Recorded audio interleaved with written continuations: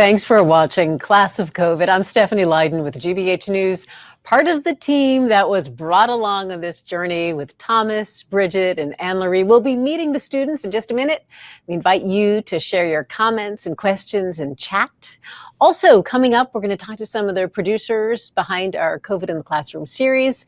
And we will be heading over to meet the vice principal at Everett High School. Everett High, as you heard, was remote almost all of this year. And this vice principal found a way to connect with students, kind of like an old-fashioned doctor. He made house calls. So we'll talk to him about that.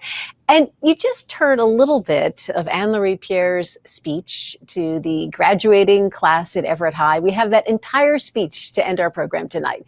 So we've got lots to cover, and we look forward to hearing from you. Let's start with our students. Joining us now are Bridget Donovan and Thomas White and Anne-Laurie Pierre. It is great to see you all. Thanks so much for being here.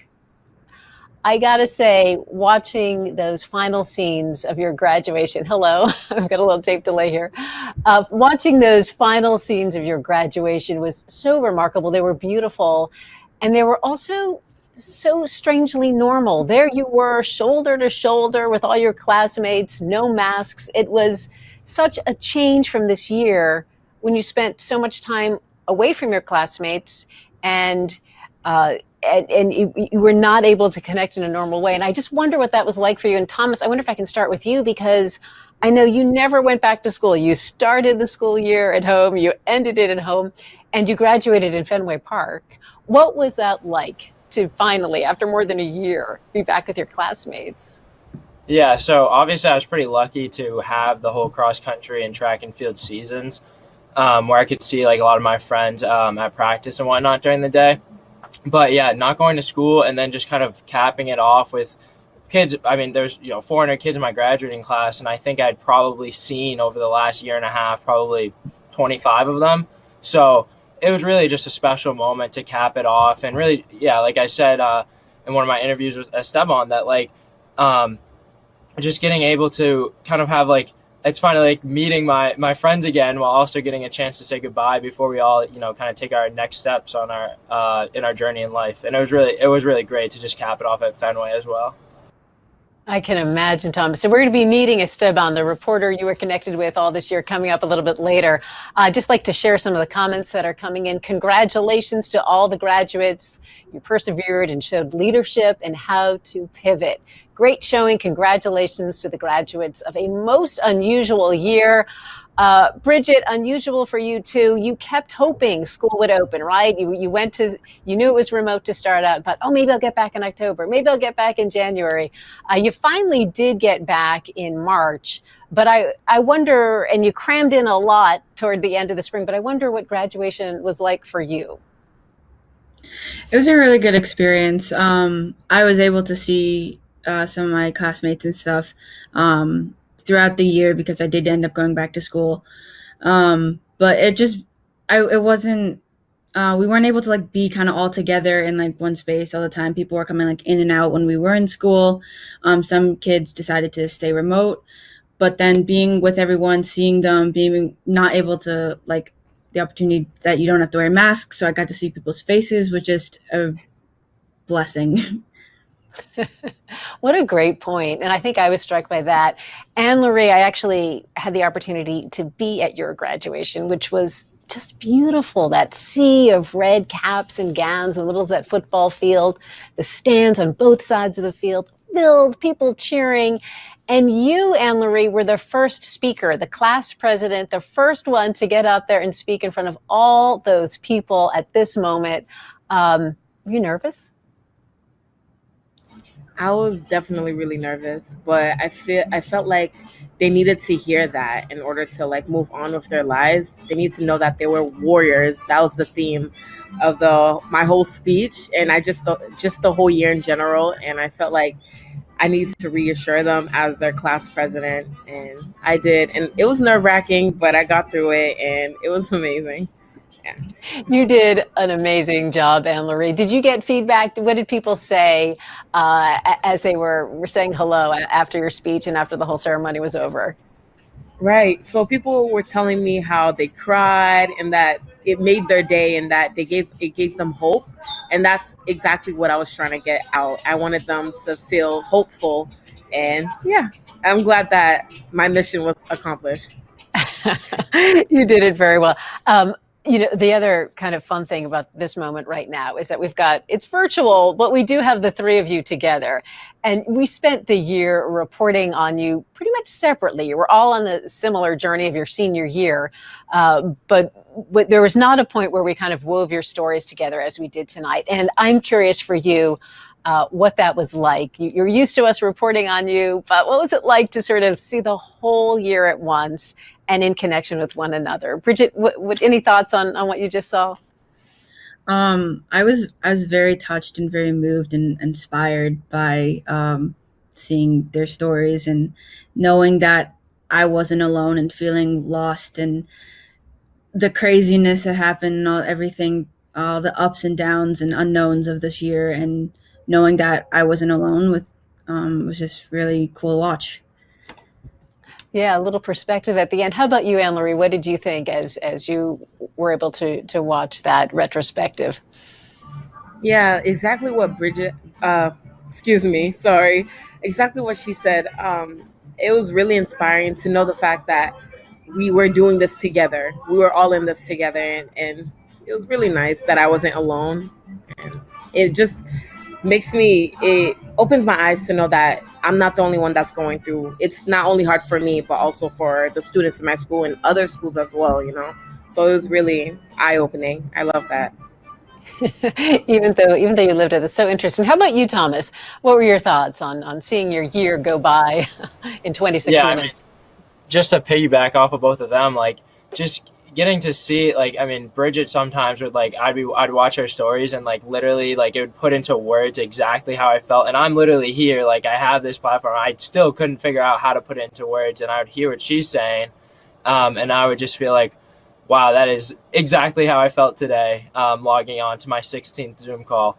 But no, and then just getting to see all the stories from kind of like, two different places that are very different from everything I know, and just getting to hear your stories while also getting to give my own, was really like a special thing for me. I love that comment, Thomas, and I have to say that's how we felt as, I think, producers of this series, that we've picked you, the three of you, because you're remarkable people, but because you were different from one another, from different communities. And it was really striking how you had such similar reactions throughout the year, especially to remote school and the isolation and the way that affected you. We've got a couple of questions from viewers. How did the process of making this documentary affect you? I am really curious about that. Any thoughts, Bridget? How did the process? You were so terrific about staying in touch with us and doing interviews and sharing video diaries. It was really cool. It made me think a lot about myself. Like just documenting everything was like also kind of for myself. I've had a lot of fun with it. I actually kind of like picked up like like vlogging and recording myself because of this, but like I'll be able to like look back and like watch these videos and think in like 10 years like, wow, like I actually did that wasn't this dream or something. No, that was reality. And it's cool to have all the documentation down. Yeah, you all will have quite a record of your senior year. This was a team effort on our part at GBH News, but there was one person who spent an extraordinary amount of time over the last number of weeks putting together Class of COVID, and that's my colleague, Emily Juden. And I'd like to bring her in right now to talk a little bit about the process of sorting through. Boy, Emily, did you count them up? How many hours of footage between what the kids shared with us and between our interviews and the video we went out in the field and collected ourselves? Do you have a number? Yes, I've estimated, I think we had about 100 hours of footage by the end of the school year. And it was such an amazing combination of from different sources, from the students themselves and our cameras, which was really amazing. And how challenging was it for you to sort through all of that and figure out, okay, these are the pictures we need to show, when you had just so much great stuff? Well, it was actually great. It was hard work, but as an editor, you always want more than you need rather than not enough. And Anne-Laurie, Thomas, and Bridget, you were all so generous with your time and letting us into your lives this year. And I think it really, all of that time that we were able to spend with you and following your year, I think really allowed us to understand what you were going through this year. And Emily, I know that we had so many beautiful scenes because, as you said, these guys have been extraordinarily generous with their time and sharing with us. And you brought along, I think, a scene that we didn't end up having time for. Would you like to set that up and talk a little bit about why you chose it?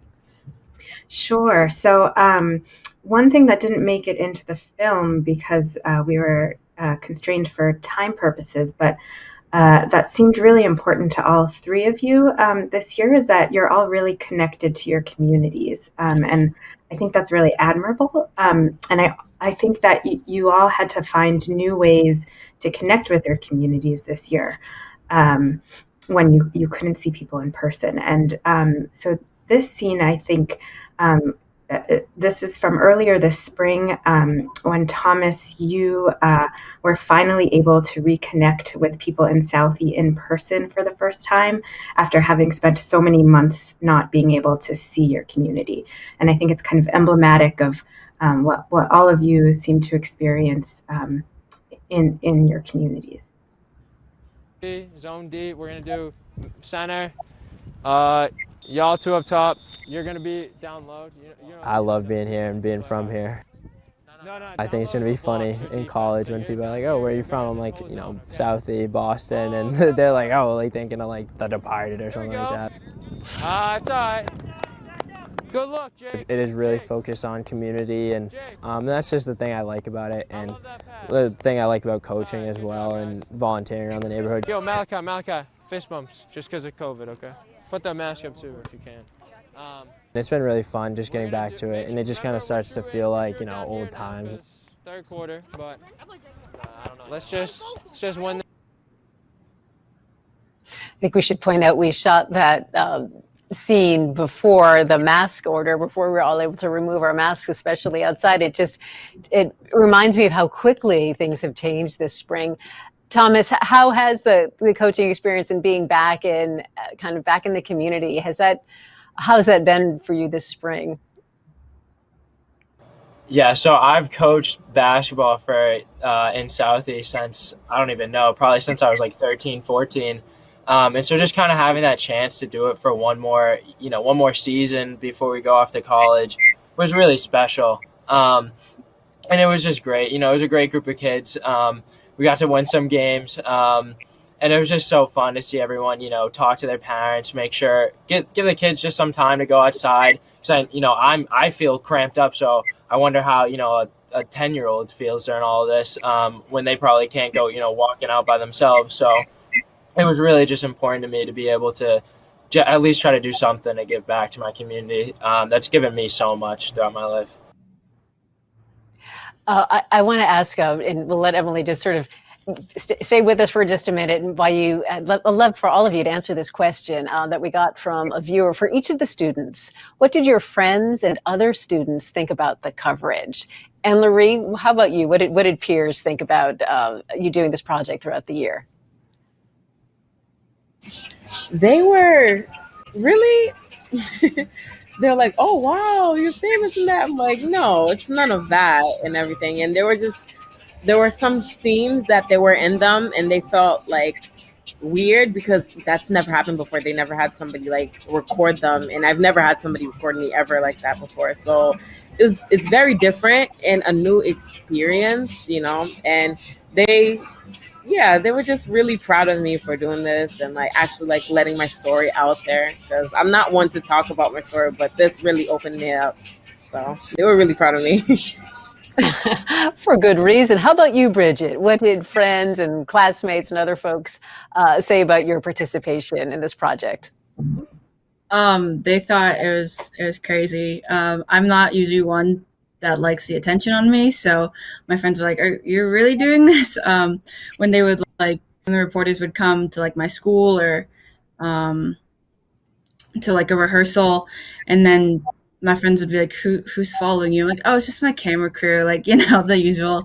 And then I was doing like freshman orientation when we were able to go back to school. So then all these new freshmen were who I was touring, never seen the high school before.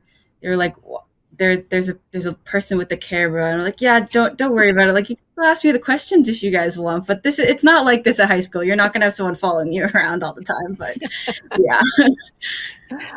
Emily, if memory serves, I think you might have been there that day when Bridget went back to school. So you were part of the entourage. Yes, part of the paparazzi following Bridget around. So grateful we could. And how about you, Thomas? What did friends, peers, teammates think about you doing the COVID in the Classroom project with us? Yeah, I mean, really, pretty much the same as everybody else. Some of my coaches would be a little frustrated having the camera crew, like Bridget said, kind of following me and them around throughout the entire meet. But other than that, it was just really cool. It was just such a crazy experience, and I think a lot of my peers felt the same way. I think they're also happy too that that it was like me and just someone like them who has pretty similar experiences to them, and was just able to be a voice in my community, and just kind of talk about things that like they were feeling and kind of almost validate their feelings, because a lot of the times I would feel like, I think I talked about it a lot, but like I would feel, like my sadness or my upsetness with not having a season wasn't like valid. And I really like hope that my kind of experience was allowing people to validate their own feelings about COVID, just because, it was a terrible time for everyone. And it's hard to compartmentalize those feelings about like the way the pandemic affected you. It's so well put, Thomas. We're going to bring on, Thomas, you mentioned Esteban Bustillos earlier. We're going to bring on 3 reporters now who connected with each of the students sort of one at a time. So Thomas and Anne-Laurie stand by. We're going to bring back Bridget and Tori Bedford, GBH News reporter, who was connected to Bridget all year. Tori, as journalists, we don't get to do this kind of thing very often, where we're in touch on one story and really connected with one person. It's so unusual. I wonder actually what it was like for both of you, because Bridget, I'm sure you've not experienced this before either. But we'll start with you, Tori. What was it like for you to be connected with Bridget this year? I was just so impressed. I mean, I think the things that Bridget had to face and the things that these students had to face this year, I was really astounded and impressed. And Bridget mentioned a little while ago that, she had to kind of process things and think through things differently, because not only going through this year, but also working through kind of a documentary process. And I was just really, things like maintaining relationships with friends, working on relationships, processing, mental health difficulties, figuring out how to stay focused in school and stay driven on your goals, things like that. I think those are challenging already. And the way that these 3 students tackled each of those challenges, like it just really, we talked about it all year. We would just be like, wow, I can't believe how brilliant they are. I'm just taken aback. And to be able to be a part of that process, and Bridget, to work with you, like it was, I was just getting really emotional watching that documentary that Emily made. Like, it's so beautiful, and to be a part of this process, it was really incredible.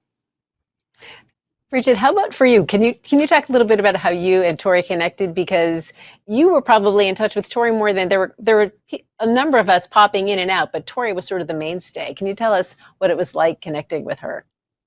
Yeah, it was really cool. We definitely, like, one of our first talks, I remember, we were just talking on the phone for like maybe an hour or so about theater, and it was so cool to just be able to connect about that and share interests. And I felt like I could really just like open up and stuff, because she also got we talked about like a bunch of stuff like mental health and just like the lack of motivation that I had over this year. And so it was really amazing to talk to her about that, and felt very easy and comfortable.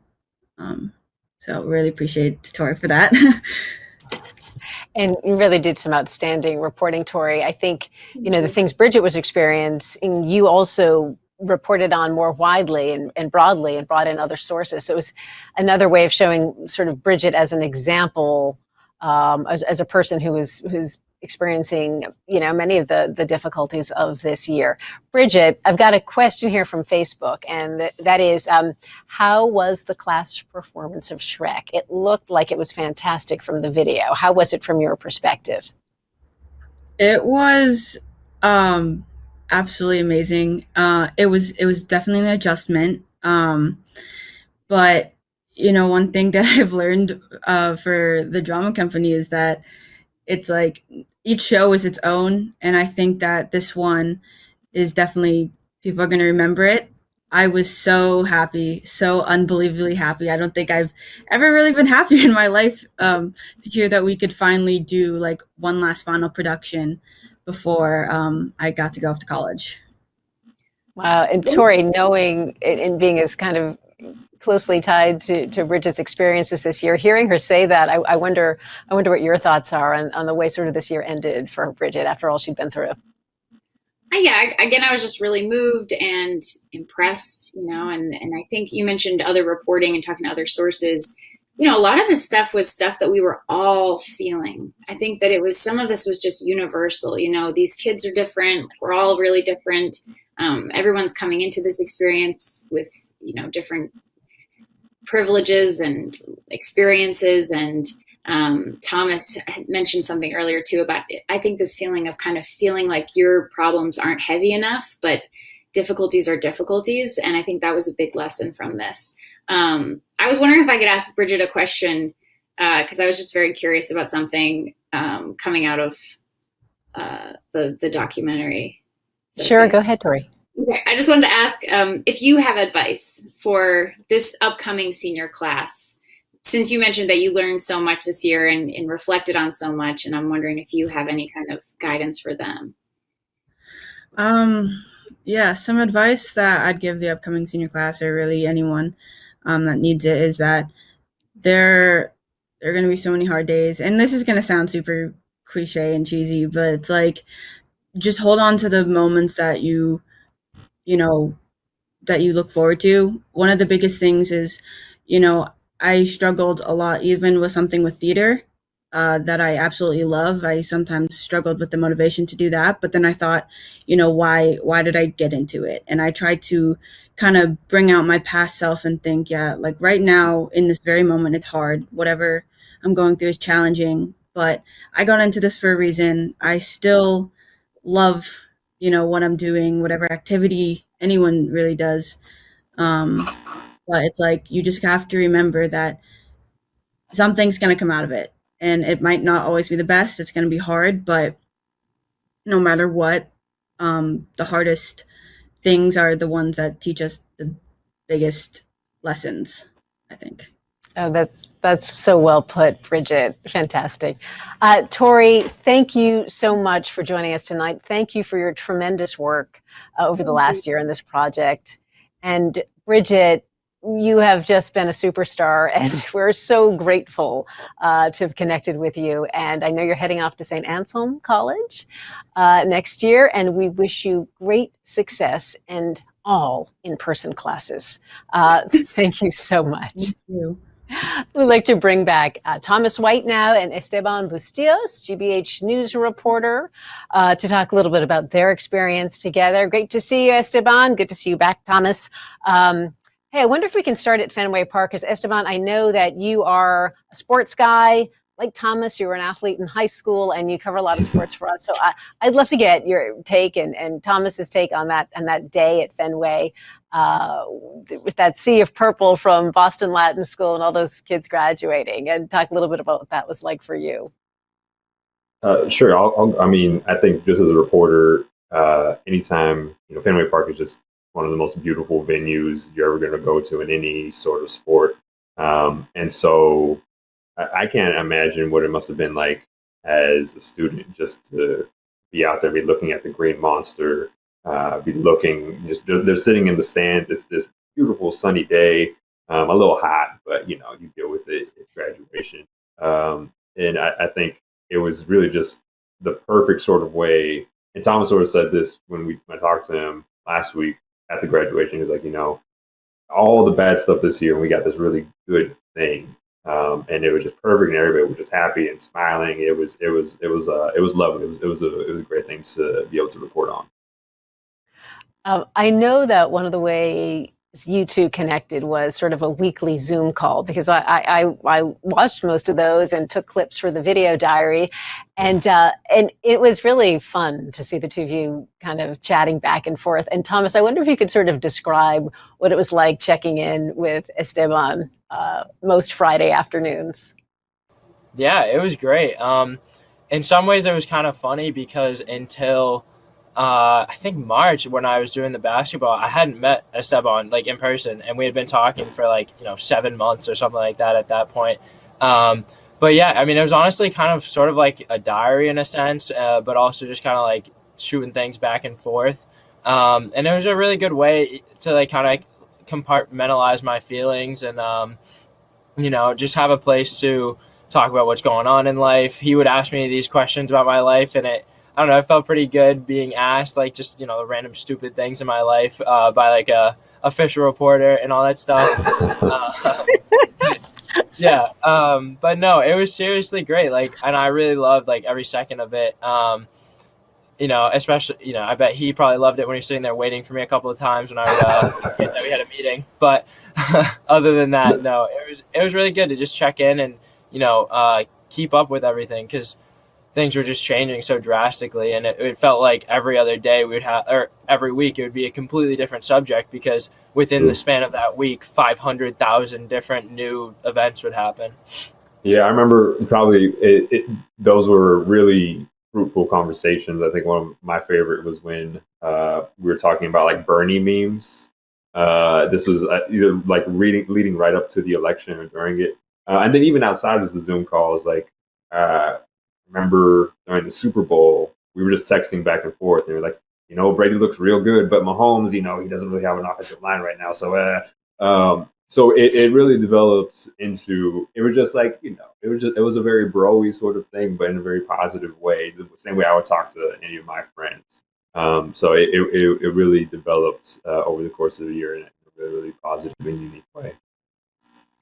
Esteban, you did some beautiful reporting for COVID in the Classroom, and it's all there on our website for people to check out. And I thank you so much for your great work. And Thomas, it's really been a privilege to cover your story this year, and we are so grateful. And I know you are headed off to Bucknell University on a scholarship, Posse scholarship. So congratulations, and we wish you continued success. Thank you so much. Thanks, guys. And let's bring back Anne-Laurie and GBH News reporter Cristina Quinn. They have been connected this year, and Cristina has done some fantastic stories with Anne-Laurie. And, really, same question I've asked the other reporters, Cristina. This is so unusual for us as journalists to get to connect with one person and to keep going back and to continue to tell their story. And I wonder if you could talk a little bit about what that was like for you. Yeah. It was a real privilege getting to cultivate this relationship with Anne-Laurie. Because like you said, I don't usually get the chance to do that. It's on to this next story. And it was also just really great being able to embed myself a little bit more deeply in the Everett High community and get to know members of the community that way. But it was also pretty surreal cultivating this new relationship with Anne-Laurie remotely.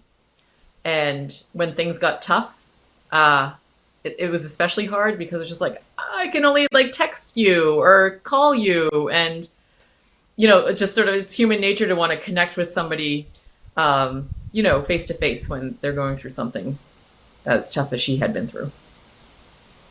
But it was also just for you, Anne-Laurie. Yeah, I'm sorry. Go ahead, Cristina.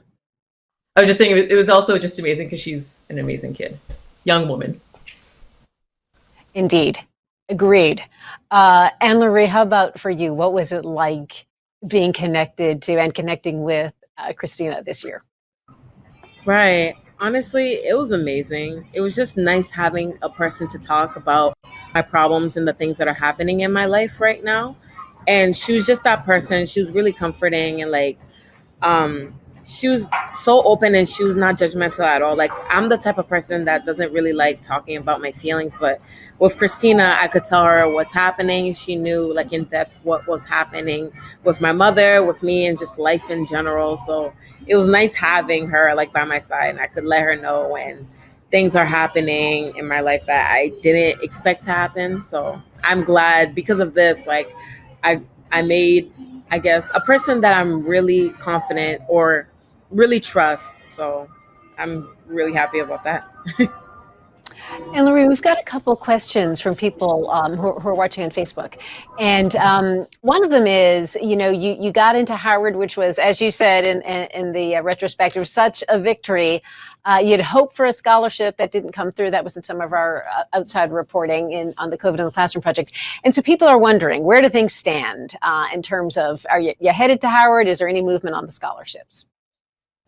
As of right now, I am going to Howard. I'm completely committed. It's just financially right now, we're trying to figure out how I'm going to support myself and as my sister as well. We're going to college together, and my mom doesn't know how to pay for us because she hasn't been working for a year and a half now because she's been sick and my father passed away. So it's really hard, and we're figuring things out by setting up GoFundMe's and applying to tons of scholarships, and hopefully we'll be able to afford it, and hopefully next year too, because I want to go there for all 4 years, not just for 1 year, So as of right now, that's the situation. Hopefully it gets better. Yeah. Yeah, we're pulling for you. Christina, I think when Laurie got into Howard, it was such a highlight. I think you texted me after she texted you. I think we kind of just shared that news. I wonder if there are other moments this year that really stand out to you. Oh yeah, I mean there were so many moments. I think there were so many highs along with so many lows, and so when the pendulum swung with Anne Laurie in Anne Laurie's life, it swung so hard, and so like there were a couple of weeks where things were really rough, right? When she learned of her mother's leukemia relapse, and then soon after that, she got into Howard, and it was just like this ray of light and joy, and that was just a really great experience. And then we find out that she's going to donate her bone marrow, and it was just like there was never really a quiet moment in Anne Laurie's life during all of this. Like the whole time she's going through what all these students are going through with remote learning and like struggling to find the motivation to do things. And then while that's still happening, she's also helping with her sister and godson at home. And I also have to donate my bone marrow. I have to go in and get work done, like they were boosting your bone marrow, getting the booster shots. And I just felt like every exchange we had, it was always like, wow, like what can't this kid do? And I think that was just really what was so striking about her and getting to know her. And Laurie, it was beautiful to see that your mom made it to graduation, and we've got a number of people curious, and I wonder if you could give us just a little update on how your mom is doing. Right. So as of right now, her body is receiving the bone marrow, but it keeps going up and down, fluctuating, and it nervouses me a lot. And I just really hope she's doing better. Right now, my blood in her is 70% and hers is 30. We're trying to get it to 100, and hopefully soon it's at 100. And right now she is home, and I'm pretty sure she's going to be home for about two months. So I'm glad that she can be with us, but I have to be very cautious. Right now I'm in Mexico, so once I get there I have to wash everything, be very cautious being around her because I'm in a different country. So I'm really glad that she's doing okay. I was really nervous that it wouldn't accept, but it did, so I'm glad. It's incredible that you donated the bone marrow, went through that, and it's just really beautiful the way you shared it with us, and we're so grateful for that. And we're thrilled that you are celebrating your graduation in Mexico, and that you made time for us tonight, as you have all year, of course. Thank you so much. Cristina, just fantastic job this year, really building that trust, which I think was really essential in this reporting project. So thank you for all your work. And Laurie, we wish you the greatest success moving forward, and it's really been terrific to have you on board as part of this project. Thank you so much. Thank you. Anne-Laurie Pierre, of course, is just graduated from Everett High School. And like a lot of kids, she got to know the school's new vice principal more or less remotely. He started the job when the school was in remote learning. He would show up at the school. Very few kids were there. Most kids were home. And he came up with a way of connecting with students. And that is, as you can see, getting in his car and showing up on their doorsteps, kind of like an old-fashioned doctor making house calls. And joining us now is Everett High's Vice Principal, Corey McCarthy. Corey, thanks so much for being here. I wonder about those house calls and whether that was a plan you had coming in or something you just sort of developed over the year. First of all, thank you for having us on. And Laurie's a special young scholar. All these students are great. Cristina was great as well. But yeah, as far as showing up to the houses, I think kids, they didn't really believe me until the doorbell rang or they got the text and it's like, hey, I'm here. Let's have this conversation so we could, get things in motion for you to do well this year, despite the pandemic. Were these kids who you really just felt you needed to show up and see face to face because staying motivated with remote learning was just such a challenge? Yes, it was. A lot of times it was just a real collaborative approach with the parent. I think sometimes, we lost in this whole pandemic is the parents and their struggles as well.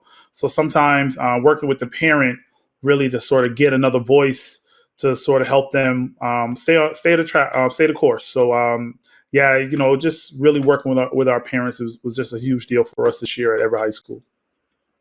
One of the things Anne-Laurie shared with us around graduation was that she was kind of concerned about many of her peers for whom this year was so difficult as it was for her. And she felt that some of them sort of had lowered their expectations. Kids who may have been thinking about college maybe aren't thinking about it at this point. Did you see a kind of a drop-off in ambition and expectations? Was there sort of a lag this year, maybe inevitable because of all that these kids were facing? Yes, they didn't really know what to expect, right? And I think, as educators, we forget how much they depend on our relationships for them to truly want to be successful and really stay the course. So, yeah, we saw some low motivation, but you know what? We picked it up. Students picked it up. They responded. And oftentimes when you have a lot of adversity, such as a pandemic, it's not really about what you're doing. It's really about how our students respond. And our students responded in a very tough way. And they responded by being loud about what they wanted, and honestly, the biggest thing is that students were able to tell us what they needed, right? For years, schools have been telling kids, this is what you need. This is what you need. The students were like, no, I need this to be successful. And we listened, and it really paid off. Our graduation rate was extremely high. And we're very proud of that at Everett High School. Your graduation ceremony, I mentioned earlier, I had the opportunity to be there. It was striking, and it looked like a really full house, both students and families. So congratulations on that and in ending this this really strange year in that kind of positive way. And really, as Anne-Laurie said, for making it through, that was a lot. So Corey McCarthy, Vice Principal at Everett High School, thanks so much for being with us tonight. We really appreciate your time. No problem at all. Thank you so much. And salute to the students. They're just amazing. Best students ever. Indeed. Thanks so much. Thank you. As promised, we do have the full graduation speech from Anne-Laurie as she addressed her classmates at Everett High, and we'd like to share that with you now.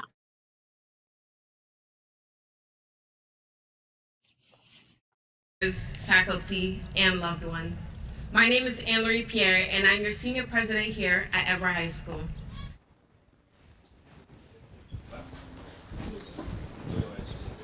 I'm truly honored to be standing here in front of a class who I refer to as warriors. So please give yourself a round of applause. The years 2019 through 2021 have been a blessing, yet a curse. People have lost opportunities, homes, jobs, and even loved ones in a span of a couple of months while being forced to stay indoors with their thoughts. And it was hard. It was mentally exhausting. Throughout that time, some people coped by picking up new hobbies such as making jewelry, art pieces, and so much more. But also, many people battled with their inner thoughts and family circumstances, causing them to lose all types of motivation, develop depression, and even self-destruct. And it amazes me how the same individuals I'm talking about here today are sitting right in front of me, ready to step into the next chapter of their lives, still fighting on the battlefield. You should be very proud of yourself, my peers. We were hit with this unexpectancy before we even had the chance to put up our armor, and it was perplexing. But the same war mentality we had throughout this whole pandemic to keep pushing and grinding is the same mentality we'll need when we enter the real world. As a Black activist, I can say that I am truly proud of my generation. The millennials and the zennials might think that we're reckless and rebellious, and I agree, we are, but that's only because we know our worth. We acknowledge that Black people shouldn't be killed for jogging, wearing a hoodie, sleeping in their own homes, or just simply being Black. We understand that innocent Asian elderly shouldn't be beaten or mistreated for a pandemic that they had nothing to do with. Because of our voice, we are seeing the change that should have been in place a long time ago. That is something we should be proud of. I'd like to thank the teachers and leaders in my life that pushed me to be the best version of myself. Thank you for always having faith in me and speaking success into my life. Your words are something I will take with me to Howard and the rest of my path. Some people ask me, how am I still pushing despite all the challenges I faced? And I'm telling you here today, it's by the grace of my lovely God that I serve. I can promise you that if it wasn't for the strength that He gave me, my loving mother, a survivor, wouldn't be amongst us here today in the crowd.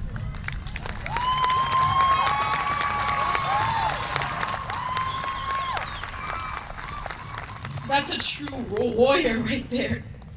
So today I ask you all to be warriors, be conquerors of your trials and tribulations, and rejoice in your victory here today. Finally, I'd like to close out by saying, justice for Breonna Taylor, Janito Falcon, Dante Wright, Eric Gardner, Tamir Rice, Tanisha Anderson, Jacob Azevedo, Vincent Chin, Aluatin Salu, Michaela Miller, and so many more others that lost their lives due to discrimination of race, gender, and religion. Congratulations, class of 2021. Thank you.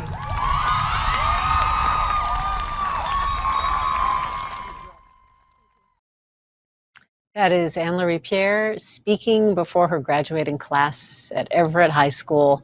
Our deepest thanks to Anne-Laurie, to Thomas White, to Bridget Donovan.